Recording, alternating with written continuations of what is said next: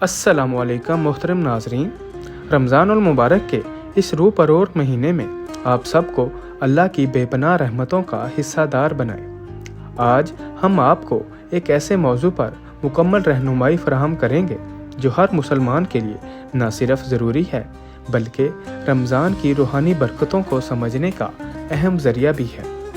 کیا آپ جانتے ہیں کہ زکوٰۃ کو رمضان میں ادا کرنے کی خاص فضیلت کیوں ہے؟ زکوٰۃ کے قواعد کیا ہیں؟ صدقہ اور زکوٰۃ میں کیا فرق ہے؟ اور رسول اللہ صلی اللہ علیہ وسلم نے رمضان میں صدقہ دینے والوں کے لیے کیا بشارتیں دی ہیں؟ آج کی یہ تفصیلی ویڈیو آپ کے ان تمام سوالات کے جوابات قرآن، حدیث اور علماء کرام کے اقوال کی روشنی میں پیش کرے گی۔ یہ ویڈیو کو آخر تک دیکھیں، لائک کریں اور چینل کو سبسکرائب کرنا نہ بھولیں۔ رمضان اور زکوٰۃ کا رشتہ۔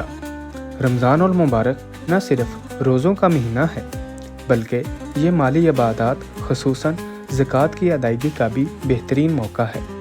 قرآن پاک میں ہے، اللہ تعالیٰ نے سورۃ البقرہ آیت نمبر 185 میں رمضان کو وہ مہینہ بتایا ہے جس میں قرآن نازل کیا گیا، جو انسانوں کے لیے ہدایت ہے۔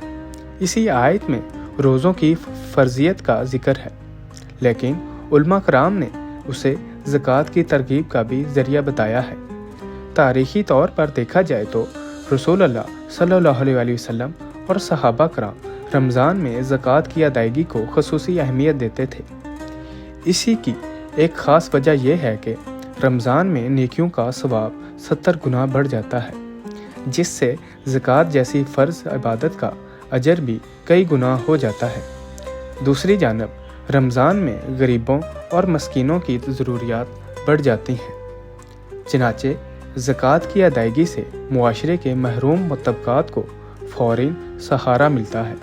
یہی وجہ ہے کہ رمضان وہ روحانی رشتہ ہے جو زکوٰۃ کو رمضان سے جوڑتا ہے۔ رمضان میں زکوٰۃ ادا کرنے کی اہمیت۔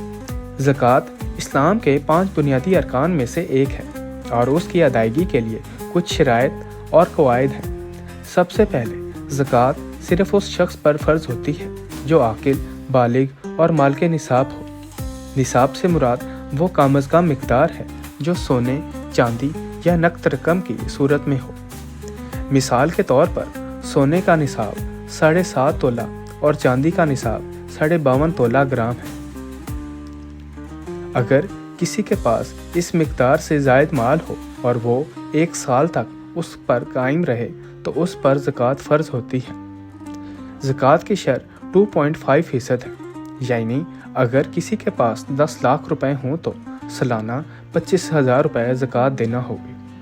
زکوٰۃ کے مستحقین وہ لوگ ہیں جو فقیر، مسکین، قرض دار یا اللہ کی راہ میں کام کرنے والے ہوں، جیسا کہ قرآن پاک نے سورۃ التوبہ آیت نمبر 60 میں واضح کر دیا ہے کہ اکثر لوگ رشتہ داروں کو زکوٰۃ دینے کے بارے میں شک میں رہتے ہیں، حالانکہ شرعاً غریب رشتہ داروں کو زکوٰۃ دینا دیگر مستحقین سے بھی افضل ہے، بشرط یہ کہ وہ آپ پر کفالت کے ذمہ دار نہ ہوں۔ صدقہ اور زکوٰۃ میں بنیادی فرق۔ زکوٰۃ اور صدقہ دونوں مالی عبادات ہیں، لیکن ان میں سے کچھ اہم فرق ہے۔ زکوٰۃ ہر صاحب نصاب مسلمان پر فرض ہے، جبکہ صدقہ ایک نفلی عبادت ہے جو ہر کوئی اپنی استطاعت کے مطابق دے سکتا ہے۔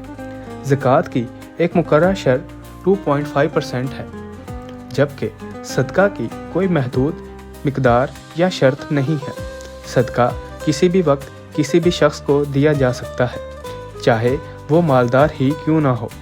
نیز صدقہ جاریہ جیسے کنواں کھدوانا، مدرسہ بنوانا یا علم دین کی کتابیں تقسیم کرنا ایسے اعمال ہیں جن کا ثواب مرنے کے بعد بھی جاری رہتا ہے۔ رسول اللہ صلی اللہ علیہ وسلم نے فرمایا، جب انسان مر جاتا ہے تو اس کا عمل ختم ہو جاتا ہے سوائے 3 چیزوں کے: صدقہ جاریہ، مفید علم یا نیک اولاد جو اس کے لیے دعا کرے۔ دوسری جانب زکوٰۃ نہ دینے پر قرآن میں سخت وعید آئی ہے، جیسے سورۃ التوبہ میں اللہ تعالیٰ فرماتے ہیں، اور جو لوگ سونے چاندی کو جمع کر کے رکھتے ہیں اور اسے اللہ کی راہ میں خرچ نہیں کرتے، انہیں دردناک عذاب کی خوشخبری سنا دو۔ رمضان میں صدقات کی فضیلت، احادیث اور تاریخی واقعات۔ رمضان میں زکوٰۃ اور صدقہ کی ادائیگی کو خاص اہمیت حاصل ہے۔ رسول اللہ صلی اللہ علیہ وسلم نے فرمایا، رمضان میں ایک فرض ادا کرنا دیگر مہینوں کے 70 فرضوں کے برابر ہے۔ اسی طرح آپ صلی اللہ علیہ وسلم رمضان میں خود بھی بے پناہ صدقہ کیا کرتے تھے، جیسا کہ حضرت ابن عباس بیان کرتے ہیں کہ رسول اللہ صلی اللہ علیہ وسلم سب سے زیادہ سخی رمضان میں ہوتے تھے۔ صحابہ کرام بھی اس سنت پر عمل کرتے ہوئے رمضان میں زکوٰۃ اور صدقات کی کثرت کرتے تھے۔ اسی طرح حضرت فاطمہ علیہ السلام اپنے گھر کے ضروری سامان میں سے بھی زکوٰۃ نکالتی تھیں تاکہ اللہ کی رضا حاصل کر سکیں۔ آج کے اس دور میں بھی ترکی، انڈونیشیا اور پاکستان جیسے ممالک میں رمضان کے دوران زکوٰۃ اور صدقات کی بڑی تقاریب منعقد ہوتی ہیں، جہاں امیر اور غریب کے درمیان مالی خلائج کو بانٹنے کی کوشش کی جاتی ہے۔ اکثر لوگ پوچھتے ہیں کہ کیا بچوں کی جانب سے زکوٰۃ دی جا سکتی ہے؟ جواب یہ ہے کہ زکوٰۃ صرف اس پر فرض ہوتی ہے جو مال کے نصاب ہو، لہٰذا بچے کی جانب سے زکوٰۃ اس کے والدین ادا کر سکتے ہیں اگر وہ خود مالک ہو۔ اسی طرح جدید دور میں کرپٹو کرنسی یا شیئرز پر زکوٰۃ کا حکم جاننے کے لیے علماء کرام کا کہنا ہے کہ اگر یہ دولت نفع کمانے کے لیے رکھی گئی ہے تو اس پر زکوٰۃ واجب ہے۔ آخر میں یہ یاد رکھیں، زکوٰۃ محض رقم دینے کا نام نہیں ہے، بلکہ یہ اپنے مال کی پاکیزگی اور اللہ کے ساتھ تعلق کو مضبوط بنانے کا ذریعہ ہے۔ اس رمضان میں اپنی زکوٰۃ کا حساب لگائیں، غریبوں کی مدد کریں اور اس ویڈیو کو شیئر کر کے دوسروں کو بھی اس نیک کام میں شامل کریں۔ دوستو، اگر آپ نے یہ ویڈیو مفید پائی ہے تو اسے لائک کریں، اپنے پیاروں کے ساتھ شیئر کریں اور ہمارے چینل کو سبسکرائب کر کے بیل آئیکن کو ضرور دبائیں۔ کمنٹ میں لکھیں کہ آپ نے اس سال زکوٰۃ کس کو دینے کا ارادہ کیا ہے۔ اللہ ہم سب کے عطیات کو قبول فرمائے، ہمارے گناہوں کو معاف کرے اور ہمیں رمضان کی برکتوں سے نوازے۔ آپ کا بہت بہت شکریہ۔